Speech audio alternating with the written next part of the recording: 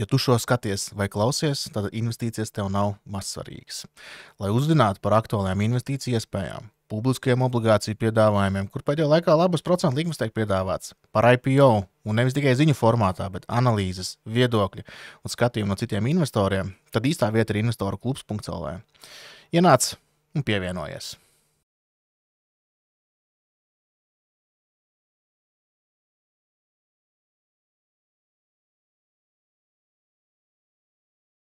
Labdien! Esiet sveicināti Investoru klubu podkāstā. Mani sauc Kaspars Pēcnieks, esmu Investoru klubu izpildirektors.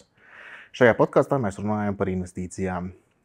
Par investīcijām mēs runājam ar biržās kotētu uzņēmumu vadītājiem, investoriem un citiem cilvēkiem, kuriem ir ko teikt par investīcijām. Kā vienmēr, man epizode jāiesāk ar atrunu, ka nekas šajā epizodē nav jāuztver kā investīciju rekomendācija, padoms, ieteikums. Katrs pats domājam ar savu galvu un pieņemam savus lēmumus. Šajā epizodē mums ļoti īpašs notikums. Protams, visas podkāstu epizodes ir ļoti īpašas, bet tās īpašākās ir tad, kad kāds uzņēmums dodas biržā, un it īpaši biržā dodas ar akcijām, jeb IPO. Un šobrīd šādu lietu dara Eleving Group, un lai mēs par to varētu parunāties un uzzināt krietni vairāk, šodien viesos podkāstā ir Māris Kreits, Eleving Group finanšu direktors, tā varētu teikt latviski, vai ne? Jā, tā var teikt. Sveiciens visiem. Sveiks, Kaspar. Sveiks, Māri. Un plāns ir tāds, ka es Mārim uzdošu dažādākus jautājumus par IPO un mēģināšu pats no sava skatu punkta saprast un izzināt vairāk par to. Un ceru, ka arī jums, klausītāji, skatītāji, būs tieši tādi paši jautājumi un varēsiet smelties atziņas, lai varētu pieņemt savus lēmumus. Pirmkārt, kāpēc IPO? IPO mūsu gadījumā jāsaka tā, ka tas ir kaut kas, kas savā ziņā pat ir bijis iekšā uzņēmuma DNA. Es jau teiktu jau no 10 gadus atpakaļ. Principā tas mērķis ir bijis vienmēr. Pats es arī, kad sāku, tanī laikā tas vēl bija uzņēmums Mogul Finance. Tas bija viens no tādiem punktiem sarunās ar akcionāriem, pie kā mēs pieskārāmies, kad šim uzņēmumam ir potenciāls un visticamāk mums arī jādarbojas tā, ka mēs esam gatavi veidot vai iet IPO ceļu, būtībā jebkurā brīdī atrodoties jebkādā attīstības fāzē. Droši vien varbūt jautājums te varētu turpināt tālāk IPO un kāpēc tieši tagad. Tas ir tas brīdis, kad īstenībā mēs kā organizācija, kā grupa, esam nonākuši stadijā, kad mums ir būtībā milzīga, var teikt, priekš Baltijas mērogiem globāla platforma izveidota ar valstīm, kurās mēs darbojamies, ar produktiem. Un mēs redzam, ka mēs uz šīs platformas bāzes varam būvēt tālāk, augt būtiski. Un savā ziņā pat tādā 3 gadu perspektīvā redzam, ka mēs pat varam dubultot uzņēmumu. Un, tas ir tas brīdis, kad mēs esam sasnieguši stadiju, kad mēs esam pierādījuši izaugsmes spēju, pelnīt spēju, un jau 2 gadus, šis gads ir 2. gads, kad mēs jau sākam arī savā ziņā atgriezt kapitālu arī mūsu akcionāriem caur dividendēm. Līdz ar to, mūsuprāt, mēs esam brīdī, kad mēs tā kā atķiksējam visas, pievilcīgās lietas no jebkura investora skatu punkta, vai tas būtu parāda vērtspapīra investors vai akciju kapitāla investors, lai mēs būtu pievilcīgs būtībā plašam investoru lokam kapitāla tirgos. Tagad es gribu vienu tādu jautājumu pajautāt, kas man nāk prātā no NLET Research vadītāja Matijas Valandera, kur viņš vienā no mūsu pasākumiem viņam tika lūgts noraksturot, kāds ir latviešu investors vai kā viņi skatās uz latviešu uzņēmumiem. Un tad viņa atbild bija tāda, ka latvieši vienmēr ir ļoti piesardzīgi, vienmēr meklē to, mēģina saprast, kur tad viņus mēģina apvest ap stūri vai kaut kas tam līdzīgs. Un tad tas skeptiskā latvieša jautājums ir, priekš kam tad vajag to manu naudu, vai tad citādāk nevarēja, kāpēc IPO, vai tad nevarēja caur obligācijām? Jā, protams, ātrā atbilde, protams, vienmēr var citādāk, var savādāk, var arī neko nedarīt, bet mūsuprāt, tas ir šis brīdis, mēs būtībā mēs mūsu investoriem mēs nevaram to pieļaut, lai tagad, mēs varētu apstāties un apstāties tādā ziņā pie sasniegtā, pie tā, kas mums ir. mums ir tiešām neapgūts potenciāls, ir īpaši ar jauniegūtajām valstīm, jaunajiem tirgiem, ko mēs esam iegādājušies pagājušajā gadu laikā, tās 4 jaunas valsts Dienvidāfrikas reģionā. Un kas ir galvenais, mums būtībā uz šo brīdi ir ļoti labs biznesa plāns, kur mēs redzam, kā iegūstot kapitālu jau šogad uzņēmumam. Mums ir, teiksim, konkrēts soļu plāns 1 līdz 2-3 gadu laikā, kā mēs varam arī kļūt, teiksim, kopā visi nonāk pie 2x vērtīgāku uzņēmumu. Un mūsuprāt, tas ir ļoti, ļoti atzīstams, teiksim, sasniegums gan parādu vērtspapīriem, gan arī potenciāliem akcionāriem, kas izskata šo iespēju. Līdz ar to, tas ir tas galvenais message mūsu gadījumā, ka mums ir biznesa plāns, kā šo te piesaistīto naudu mēs tūlītēji varam likt lietā un kā sasniegt to, ko mēs esam iedomājušies. Labi, un cik daudz ir plānots piesaistīt? Jā, pēc mūsu prospekta mēs varam piesaistīt kopēju apjomu līdz 40 miljoniem eiro, kas ir būtiski, ka pirmie 30 miljoni eiro, tā ir tā saucamā primary placements, kas nozīmē to, ka piesaistītais kapitāls paliek uzņēmumam. Līdz ar to mēs emitējam jaunas akcijas un saņemam naudu kā uzņēmums, un tad tālāk liekam viņas lietām. Mums ir tā saucamā upsize opcija, ekstra 10 miljoni, atkarībā no investoru pieprasījuma, no tā, kā pildīsies subscription books. Mums ir iespēja pārdot proporcionāli visu esošu akcionāru daļas 10 miljonu apmērā. Bet jā, droši vien vērts atkārtoties, ka tā ir iespēja, un primāri mēs pildīsim šo te pirmos 30 miljonus eiro, un par otro domāsim tad, kad jau buks būs aizvēries. Nu, tad vēl viens tas skeptiskā latviešu jautājums. Ja? Mēs vēl nonāksim pie dividendžu politikas, bet tā kā es mazliet esmu iepazinies ar to prospektu un citām lietām, tad vai tā vietā, lai piesaistītu līdzekļus ar IPO, vai nevarēja vienkārši 1-2 gadus neizmaksāt dividendus, un tad pašu kapitāls būtu arī tā izaugsmē? Varēja, un kas par te jāatzīst arī tāda lieta, attiecībā uz mūsu uzņēmumu, kāpēc mēs arī tik ļoti daudz strādājam, teiksim, parādu vērtspapīru tirgu un esam tik veiksmīgi. Mūsu biznesa modelis ir tāds, kas apgroz ļoti liela naudas apjomu katru mēnesi. Pieņemsim, katru mēnesi mums ienāk, bet tas ir fakts, katru mēnesi mums ienāk 40 miljonu eiro ienākošā naudas plūsma no aizņēmuma atmaksām, no procentu maksājuma, no visu kopā. Un tad ir, tā lieta ir tāda, ka principā mēs varam darīt vairākas lietas. Mēs varam, teiksim, kapitālu mēģināt piesaistīt ar parādu vērtspapīriem, mēs varam apturēt izaugsmi, mēs varam pat arī samazināt izaugsmi un būtībā dzīvot no šī te ieņemtā kapitāla, un būtībā mums radīsies tāda pozitīva naudas plūsma, ko tad mēs varam domāt, kā tālāk likt lietā. Bet šī brīdī, kad mēs esam tādā savā pīķa attīstības stadijā vai pat tādā highest point ever mūsu kompānijas vēsturē, kad mēs esam kļuvuši par plašu, augošu uzņēmumu, kurš bez tam arī maksā dividendes un kurš ir spējīgs apkalpot savu parādu ar salīdzinoši pievilcīgām procentu likmēm, mūsuprāt pazaudēt šo te inerci vai trendu konkrētajā brīdī, tas būtu tā kā solis atpakaļ. Un ja mēs to teiksim, nedarītu tagad, mēs varam kaut kādus plānus atlikt, bet tad arī atliktos arī mūsu biznesa plāns. Ja tā varu noīsināt, tad, ja drīkst noīsināt, tad naudu vajag tagad, lai vienkārši ātrāk to izaugsmi finansētu, ja? vai īstenot tos plānus un neatlikt kaut ko nākotnē. Okay, un varbūt var arī ieskicēt, kādiem mērķiem līdzekļi ir paredzēti, kur plāns viņus izmantot, kad tie tiks piesaistīti. Jā, mums ir 3 izaugsmes virzieni. Mēs redzam, ka mēs varam augt esošajās valstīs ar esošiem produktiem joprojām. Bez tam mums ir arī plāns konkrētajā brīdī arī sākt beidzot arī ieteiksim jaunos tirgos no jauna, jo kādu laiku mēs to neesam darījuši, ja atskaita jauniegādātās valstis, tad iet jaunos tirgos un arī esošajos tirgos ieviest jaunus produktus. Teiksim, tās 3 attīstības virzieni. Skaidrs, ka, teiksim, lai dubultot uzņēmumu 30 miljoni, ja tagad mēs skatāmies uz mūsu neto portfeli, kas ir tuvu pie 350 miljoniem, pieliekot klāt viņiem 30 miljonus, tur 500 miljonu plus nesanāks. Bet šie piesaistītie 30 miljoni, tas ir tas, kas mums arī ļaus būtībā uz šiem 30 miljoniem būvēt aizdevumu bāzi. Līdz ar to tas kas būtībā notiks, mēs būsim aktīvi arī parādu vērtspapīru tirgu. Mēs plānojam emitēt jaunas obligācijas, arī lielākas, un tas ir tas, kā mēs būvēsim un finansēsim savu portfeli. Tātad tas ir tas, teiksim, vidēji termiņa mērķis, kur mēs 30 miljonus izvietosim. Īsā termiņā vēl vērts atzīmēt, kad atkal mūsu uzņēmumi ir tā, droši vien tā var teikt, tāds luxury iespēja, kad mēs varam likt naudu lietā tūlītēji.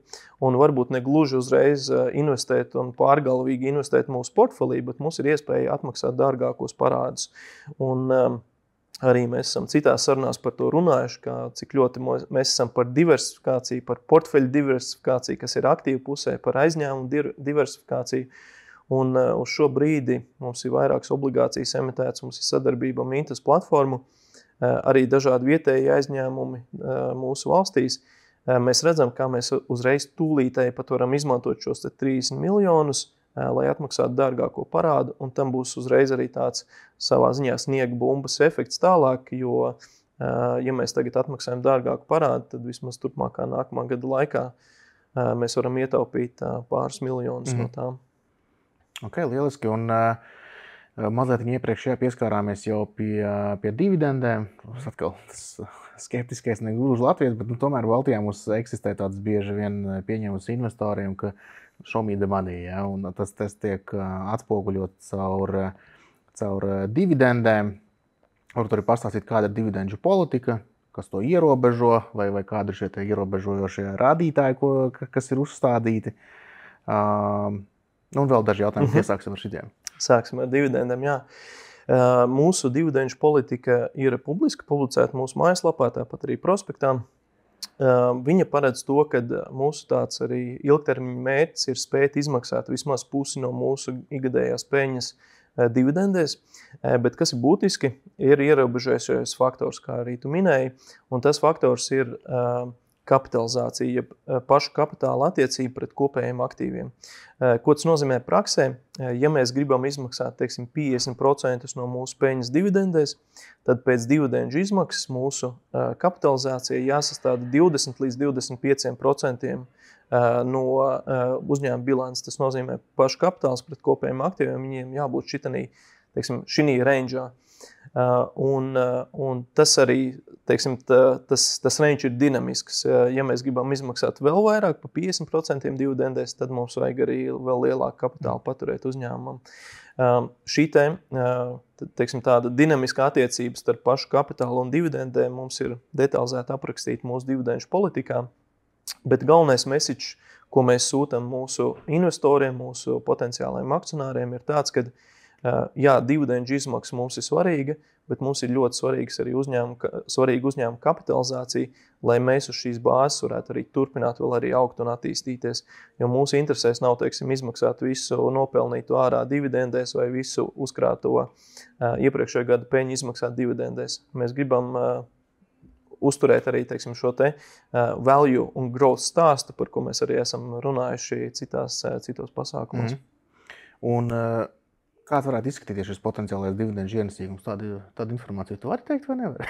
Jā, es varu aptuveni, varu to teikt, un to arī var cilvēki sarēķināt, un mēģināt sarēķināt, iespējams, to arī pats esi pamodelējis. Tas dividendžu ienesīgums, kādu mēs tēmētu pie uz šo brīdi paziņotās uzņēmuma vērtības, jau valuācijas, kas ir robežās no 160 līdz 185 miljoniem eiro, ja investors būtībā piedalās IPO šī valuācijas range'ā, tad viņš var pamatot sagaidīt dividendi, kas ir robežās no 8 līdz 10% un iespējams kādos gados pat pārsniegt 10%.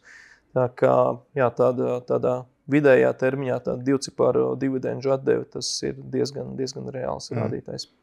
Jā, tas bija arī tāds daļa no nākamā jautājuma, vai tāds vēl papildus precizējušies. Es arī tos skaļus parēķināju, paskatījos, teiksim, arī jūs publicētos, teiksim, plānus vai prognozes, kāda ir tur mērķi nākamajiem gadiem, un pieņemot arī šo dividendžu, un pieņemot, ka pat ne vairāk kā pusi izmaksā, bet pieņemsim pusi, tad tur pēc 2 gadiem tie procenti vispār izskatās diezgan milzīgi, pieņemot to, ka cena nemainās. Ja? Protams, Ja cena mainās, ja pieaug, ja, un dividendi tiešām ir tik liela un saglabājas 8%, tad redz akcijas cenai diezgan lielu pieaugumu potenciālu, lai saglabātos dividendžu ienesīgums tāds pats kā tagad, vai arī es tiešām redzu 11% dividendžu, Jā, mums gribētos domāt, ka mūsu performance pēc IPO un šī gada noslēgtie rezultāti tomēr būs kalpos par labu pamatu, lai arī akciju cena virzītos pēc IPO. Un šis īstenībā ir arī tāds būtisks aspekts, ko mēs arī labprāt arī tev izstāstīt, un arī mēs cenšamies komunicēt mūsu investoriem. Mēs neejam pēc iespējami augstākās valuācijas, un arī mūsu sadarbībā ar banku sindikātu, kas palīdz mums šo te IPO izvietot, viņš ir lielāks kā parasti tas pieņems Baltijā, tāpēc, ka mēs arī plānojam listēties Vācijā, par to arī varam parunāt. Bet tas galvenais message ir tāds, ka mēs nespiežam mūsu partnerus un investorus, nemēģinam pārliecināt par iespējami augstāko valuāciju. Ja paskatās uz tādu price earnings ratio, tad mūsu gadījumā šī te range no 160 līdz 185 miljoniem mēs runātu par PE 7 līdz 8, tātad price earnings 7 līdz 8 reizes, ja mēs skatāmies iepriekšējo 12 mēnešu peļņu, ko reizināt. Vidēji Baltijā, un iespējams tu pat zinās tos datus labāk, bet Baltijas indeksā, manuprāt, tas ir 2 ciparu skaitlis. Tie ir PE price earnings ir 10 vai maz 11. Protams, S&P 500 tas ir cits stāsts, tur ir 20+, bet Baltijā tas price earning ratio ir ap 10. Arī, ja mēs līdzinām ar mūsu peer grupu, nosacīto peer grupu, tad mēs esam vismaz pa kādu 1-2 reizes vai ratio mazāk par viņiem. Un tas bija mūsu uzstādījums. Mēs gribam iestartēt un būt maksimāli pārliecināti, ka piesaistīsim šos te 30 miljonus, kas ir nepieciešami mūsu biznesa plānam.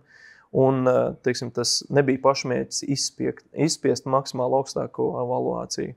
Un līdz ar to savā ziņā mums pat ļoti, mēs gribētu un ļoti cerētu uz to faktu, ka pēc IPO tieši arī cenas dinamika būs pozitīva un attīstīsies, un mums ir svarīgi investoriem uzturēt šo te pozitīvo cenas dinamiku, tīpaši ņemot vērā, kad ir daudz gadījumu bijuši, kas parāda pretējo. Kas interesē investoriem? Protams, nopelnīt naudu. Lai naudu nopelnītu, ir jābūt idejām, kur ieguldīt. Investīciju idejas, pašreizējās vides analīze, investoru viedokļi. Tas viss būs investoru kluba konferencē 2. novembrī. Lai uzzinātu vairāk un iegādātos savu biļeti, lūdzu dodies uz investoruklubs.lv sadaļu pasākumi. Jā, šorīt tā iepriekšējā pieredze, tā kā es skatījos tikai bāzējoties uz tiem pēdējiem dažiem gadījumiem, tā tīri te paskaties pēc datiem, pēc IPO, ir tā kā ir, bet šī ir ļoti vērtīga piezīme, un ka tas jau ir pašā plānā ielikts iekšā, vai vismaz iecerē. Varbūt mazliet viņi var pastāstīt arī par uzņēmumu vēsturi, tādu koncentrētu kaut kādu ieskatu tā tapšanā un arī akcionāru struktūrā, kā tas veidojās, kas bija tie pēc tiem lielākiem akcionāriem. Es redzu, ka tur sanāca džeki kopā un izdomāja, ka ir jātais kāds biznesa, bet varbūt var kaut kādu īso ieskatu arī, kas toreiz tur notika un kā tas tap un kāda bija ideja.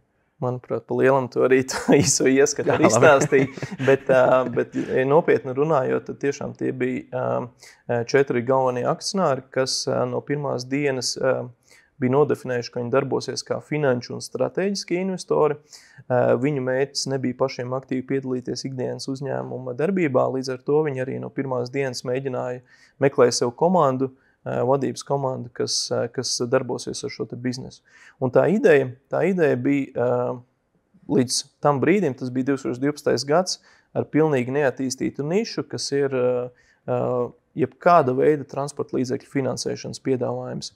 Jo vairāk kā 10 gadus atpakaļ joprojām bija situācijas, ka bankas finansēja lietotās automašīnas, mazlietotās automašīnas vai lietotās, un viņas nevarēja viņu vecums nedrīkstēja pārsniegt, 9-10 gadus līdzīga termiņa beigās.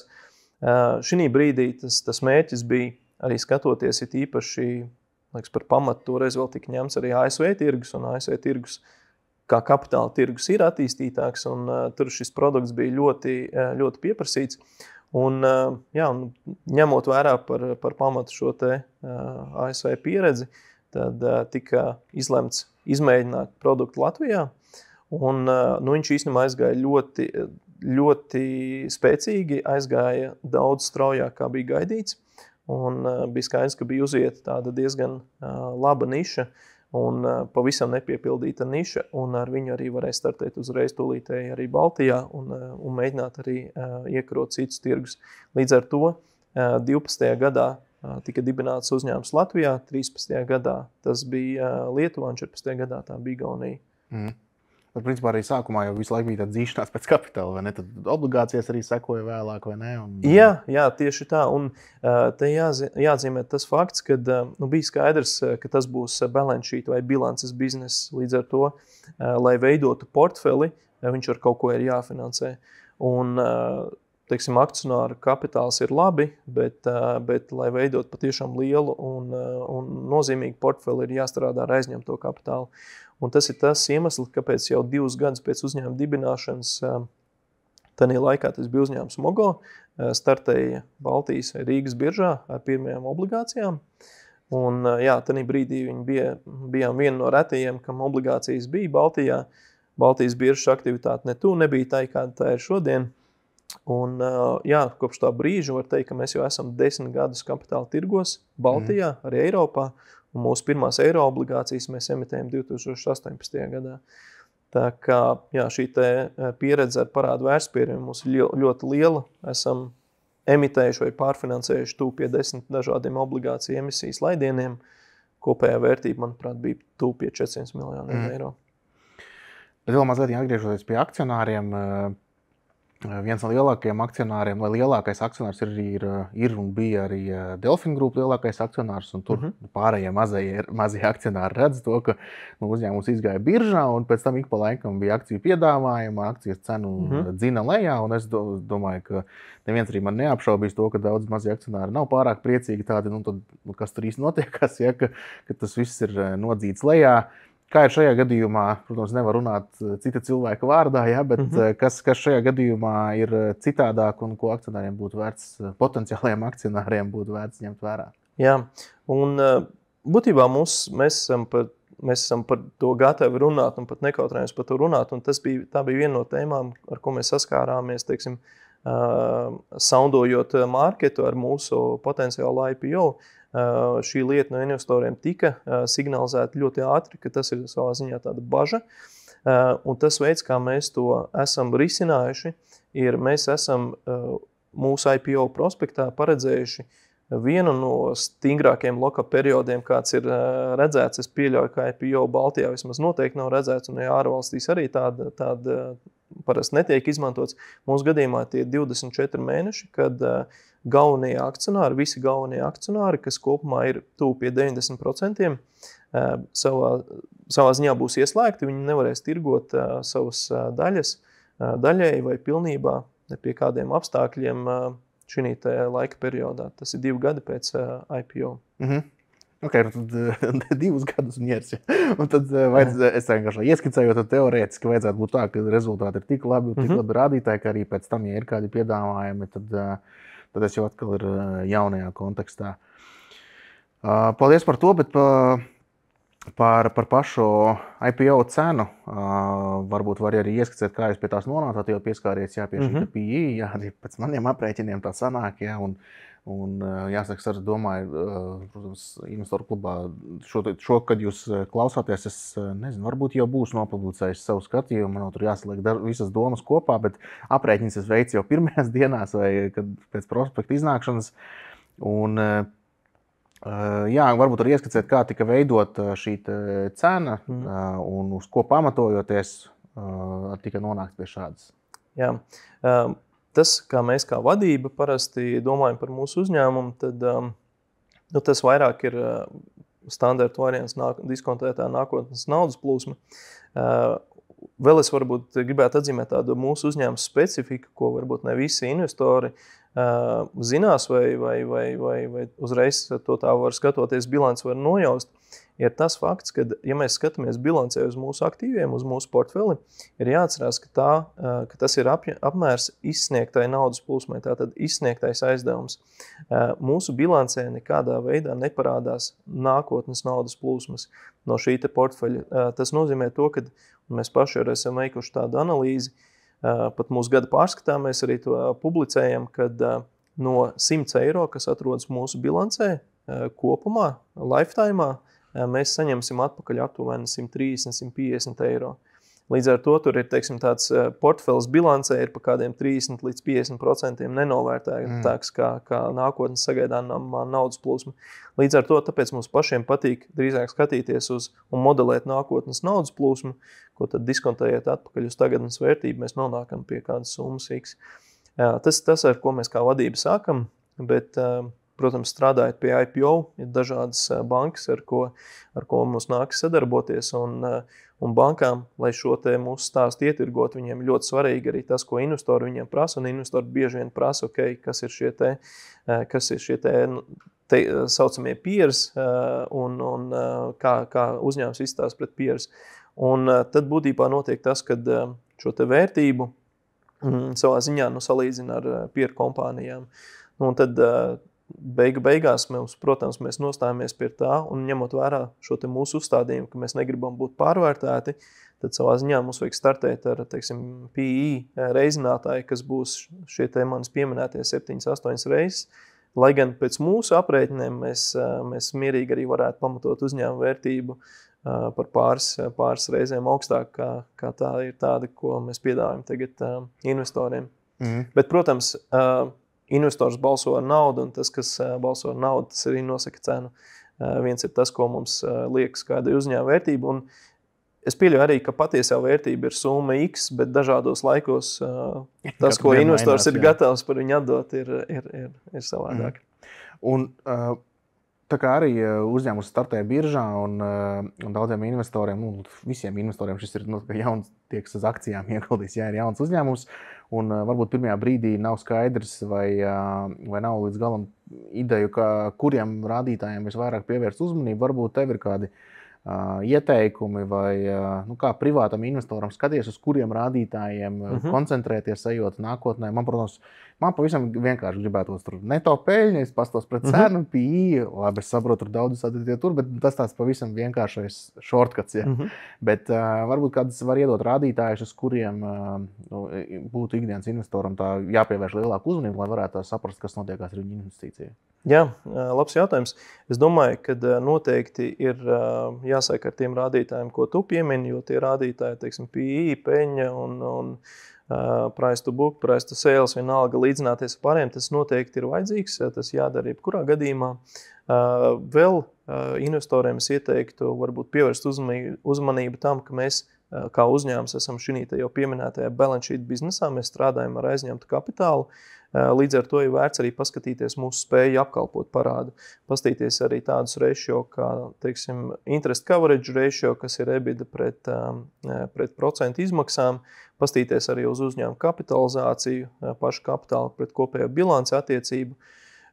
Jā, būtībā skatīties dažādas rādītājas, dažādas indikācijas par to, kā mēs darbojamies ar savu parādu kapitālu, jo tas ir viennozīmīgi liela daļa no mūsu stāsta.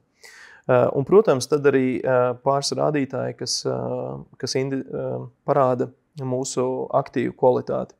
Mūsu gadījumā, tā kā tas ir aizdevuma portfels, tad, protams, šo te slikto kredītu īpatsvars vai NPL ir svarīgi, portfeļu vecuma struktūra.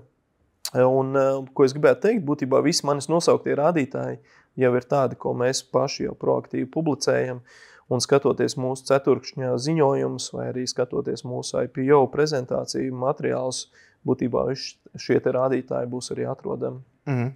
Labi, paldies. Un, man liekas, par tiem rādītājiem mēs jau esam diezgan daudz parunājuši. Varbūt mēs varam parunāt arī par kaut kādām, teiksim, nākotnes perspektīvām un par to, kur jūs redzat sev tās lielākās izaugsmas iespējas. Varbūt var ieskicēt valstis, segmentus un vēl ne tikai arī vienkārši pēc izaugsmas, arī pēc pelnītspējas. Jā. Jāpiemina droši vien tas, ka Mēs, teiksim, esam optimizējuši savu portfeli tik tālu, kad tādas valstis, kurām nav esoša vai nākotnes pelnītspēja, īstenībā mūsu portfelī vairs neatrodas, un līdz ar to visām valstīm ir, mūsuprāt, ļoti laba un augsta pelnītspēja. Ja runā par izaugsmi, tad mums liekas, ka kārtu vislielāka izaugsme noteikti būs Āfrikas reģionā, it īpaši jauniegādātajās valstīs, kas ir Dienvidāfrikas reģionā. Un, tas ir tas, būtībā tas ir tas reģions, kur pašlaik notiek demografiskais sprādziens, kur ekonomikas attīstās, kur vidējais iedzīvotāju vecums ir pie 20 gadiem, pat dažās no valstīm. Nevis kā tas pierasts varbūt dzirdēt pie mums, nepateikšu, cik precīzi ir, bet tie noteikti nav 20 gadi. Tas ir viens aspekts, un tas ir būtībā reģiona griezumā, ja mēs skatītos.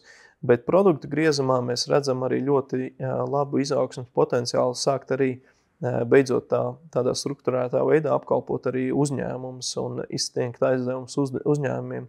Mūsu gadījumā interese būtu, teiksim, par maziem vidējiem uzņēmumiem.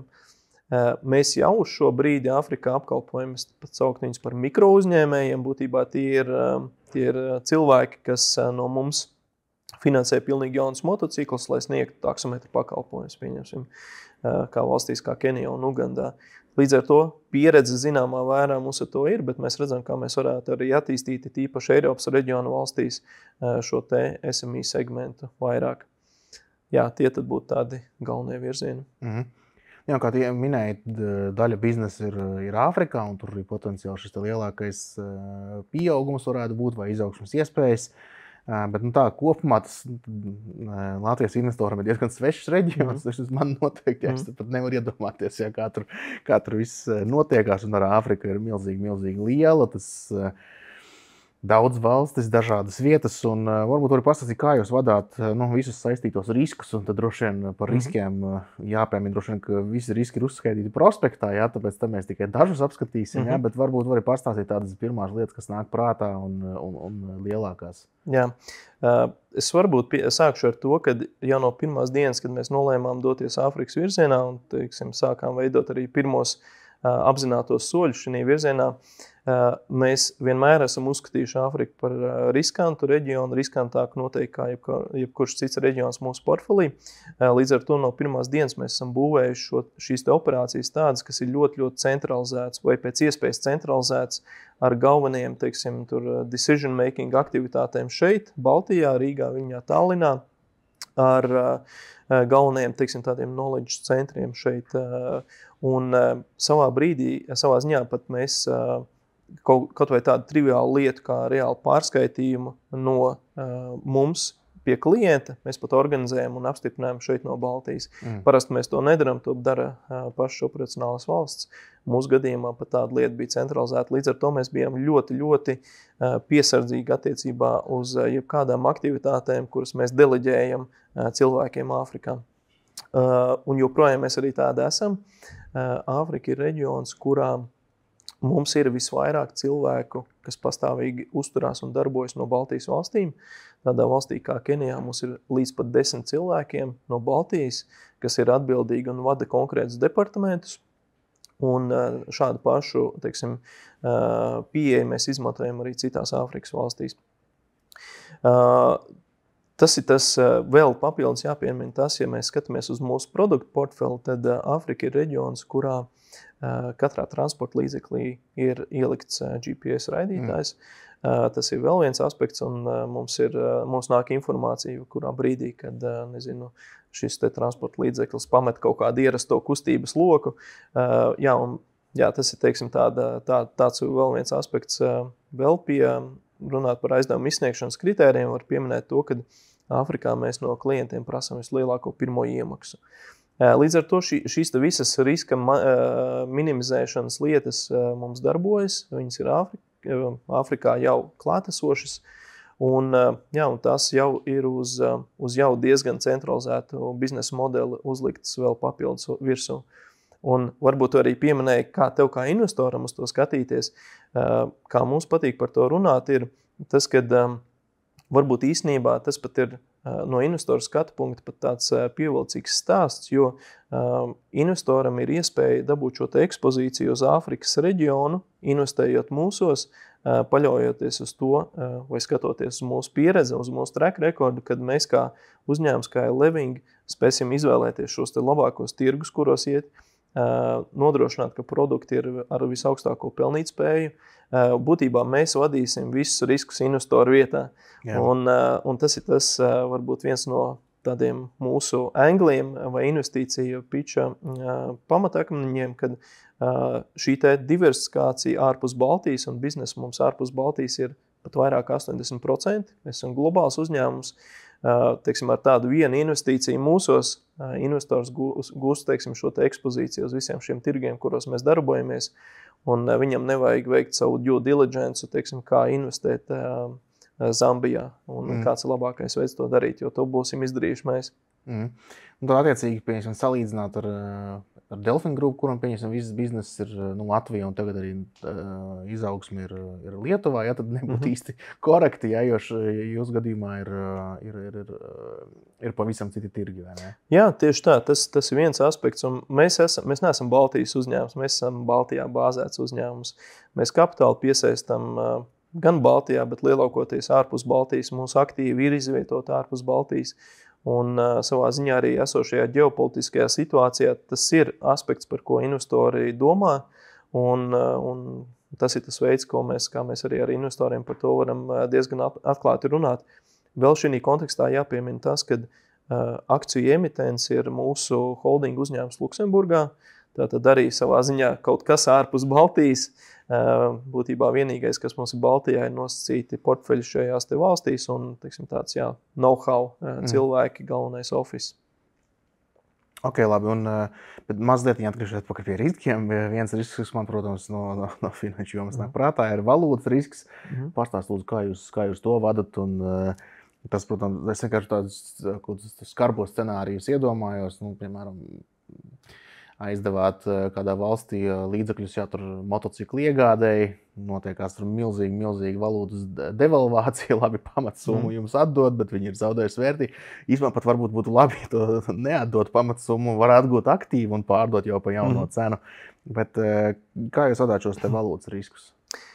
Jā, teiksim tā, mūsu uzņēmuma misija vienmēr ir bijusi piedāvāt klientam visdraudzīgāko produktu. Un, protams, darbojoties šajos attīstības tirgos, tas nozīmē to, ka bieži vien mums vajag izsniegt aizdevumus vietējā valūtā.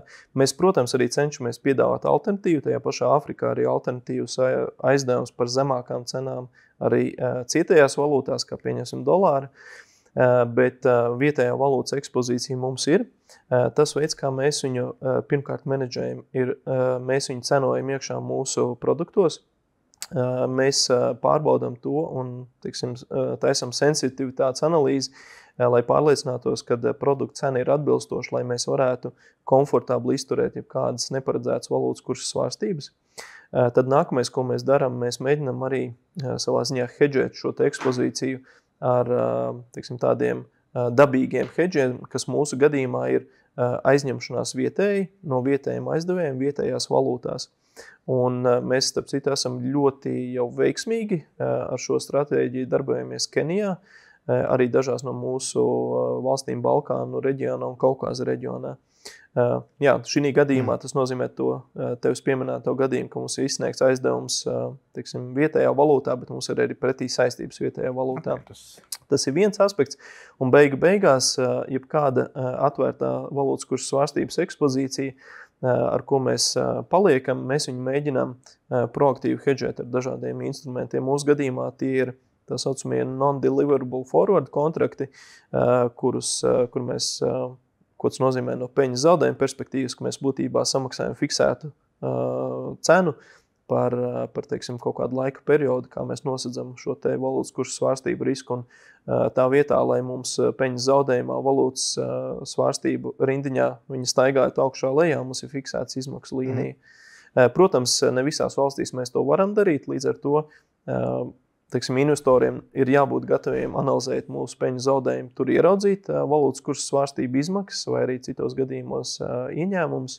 Bet jā, no investoriem jāzina, ka mums ir vairāk šo te vairāk pakāpju stratēģiju, kā mēs valūtas kursus mēģinām menedžēt.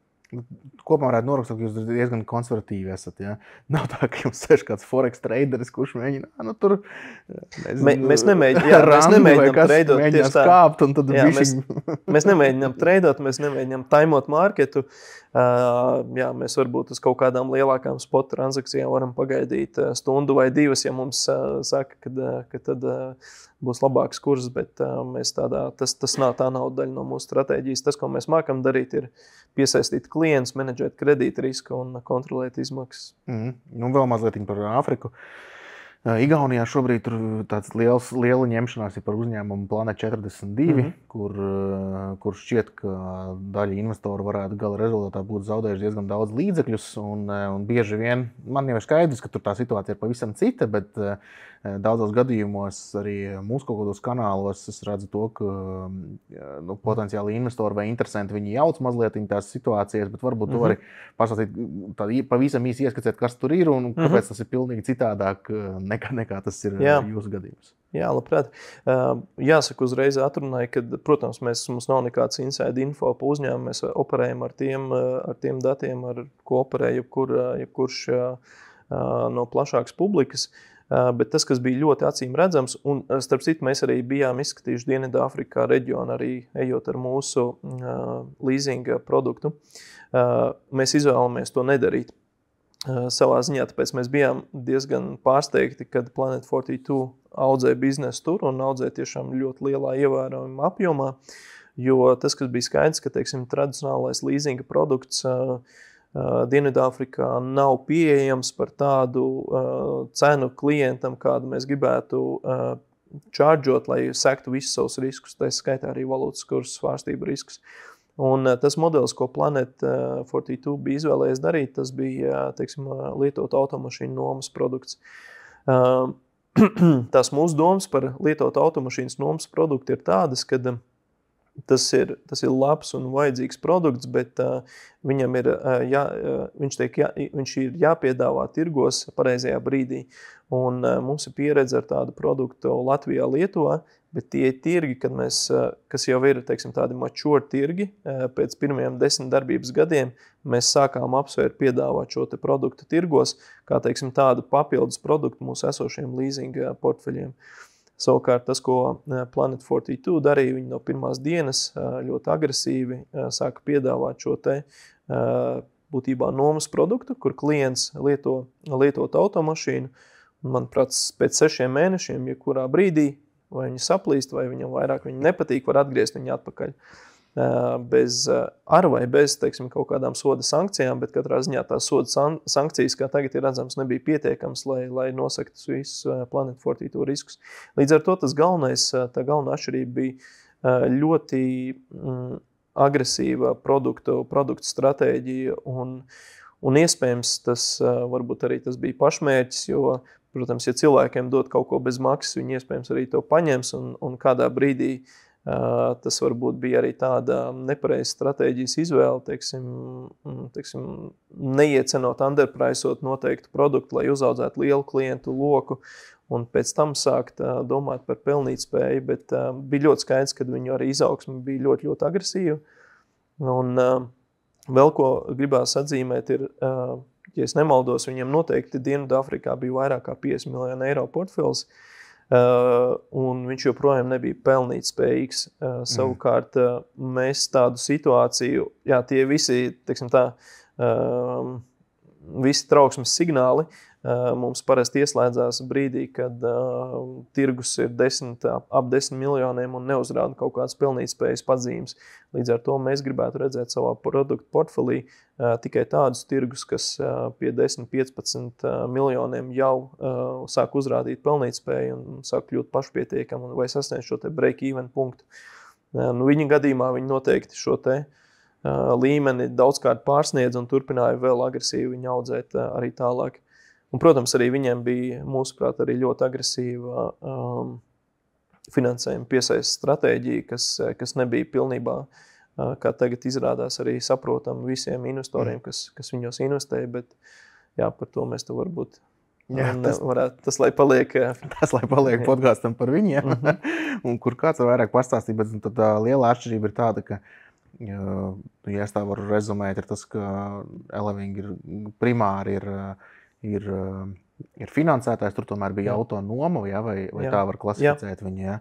Un ņemot vērā to, ka viņi varēja atgriezt vienkārši šos transporta līdzekļus, un tas, man liekas, arī ir tā galvenā būtiskākā atšķirība, kur viņi beigās paliek, kā viņi paši saka savos paziņojumos to, ka paliek ar daudzām mašīnām, remontēt, viņi mēģina kaut ko remontēt, saprot, ka nav, pārdot īsti nevar, un tad vai pārdot krietni zemākām cenām, un tad vienkārši tāds riņķis tur aiziet un milzīgi zaudējumi. Bet labi. Noslēdzot vai virzoties uz šīs sarunas noslēgumu, es vēl gribēju tev paprasīt tādu jautājumu. Protams, ka nevar tagad tā runāt par konkrētiem plāniem un ieskatiem pavisam tālā nākotnē, bet, piemēram, iedomājamies to, ka tu sapņo par naktī, un tu pieņem, ka par naktī tu sapņo par Eleving Group, un kāds tu varētu iedomāties sapni, ko tu redzi, kāds varētu būt Eleving Group pēc piemēram, 10 gadiem. Jā. Iespējams, tas sapnis būtu tāds, ka uz šo brīdi mēs redzam, ka mūsu teiksim, darbībā mēs esam ierobežoti ar vairākiem aspektiem. Viens no aspektiem, piemēram, ir finansējuma cena. Un tas savā ziņā šo te resursu cenu, un tas ir finansējums, iespējams, arī cita resursa saliekot kopā, mums jāmeklē šī te augstākā atdeva no mūsu portfeļiem. Savukārt mēs redzam, ka produkts, tas, ko mēs piedāvājam, vai tas ir automašīnas līzings, vai arī tas būtu kaut kādu patēriņu finansēšanu, vai arī SMI uzņēmumu finansēšanu, viņš ir ļoti, ļoti aktuāls ne tikai tajos tirgos, kuros mēs darbojamies. Un tad droši vien tāds mans daudz gadu vai daudz 10 gadu sapnis būtu tāds, kad mēs būtu šī te mūsu resursa cena būtu tāda, kad mēs arī varētu iet un attīstīties, piemēram, arī Rietuma Eiropas tirgos. Un piesaistot kapitālu daudz gadu laikā, emitēt obligācijas, mēs esam veikuši sarunas ar investoriem, un tās problēmas ar teiksim, auto iegādi vai automašīnu iegādi dažādām klientu grupām, viņas ir arī tikpat vai samērā liels arī Rietuma Eiropā, kā tas ir jebkur citur pasaulē.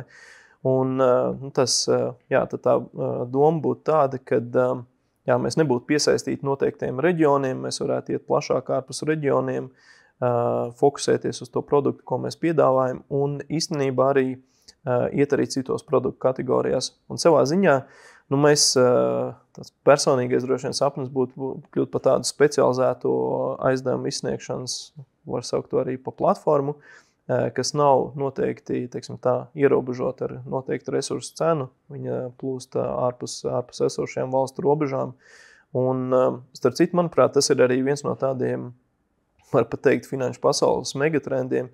Iespējams, tu arī būsi zinājis vai dzirdējis par to, ka tīpaši uzņēmumi finansējas arvien vairāk ar dažādiem privātā parāda kapitāla fondu palīdzību.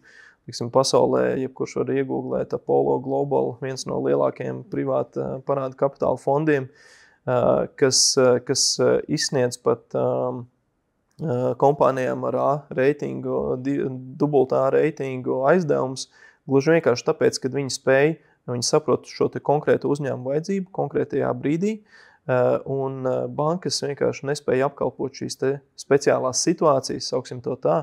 Un tam iemeslam droši vien pašas bankas varēs par to labāk pastāstīt, bet noteikti šis pieprasījums pēc parāda kapitāla, viņa vienkārši bankas nevar apmierināt, viņas neapmierinās viņu, un mūsuprāt, viņš tikai augs garākā termiņā, un es personīgi gribētu redzēt mūsu uzņēmumu darbojamies tieši šī jomā alternatīvi, apkalpojot visu šīs te speciālās situācijas, speciālos gadījumus, neatkarīgi no reģiona, no produktu grupas. Es izklausos lieliski.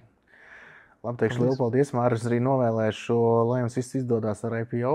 Protams, klausītājiem, skatītājiem, tā paši iepazīstamies ar prospektu, skatāmies visus materiālus, rūpīgi vērtējam savus lēmumus. Šī nebija investīcija rekomendācija, bet vēlreiz paldies, Māri. Paldies tev, Kaspar. Un paldies jums, skatītāji, klausītāji, un tiekamies citā reizē. Visu labu! Paldies!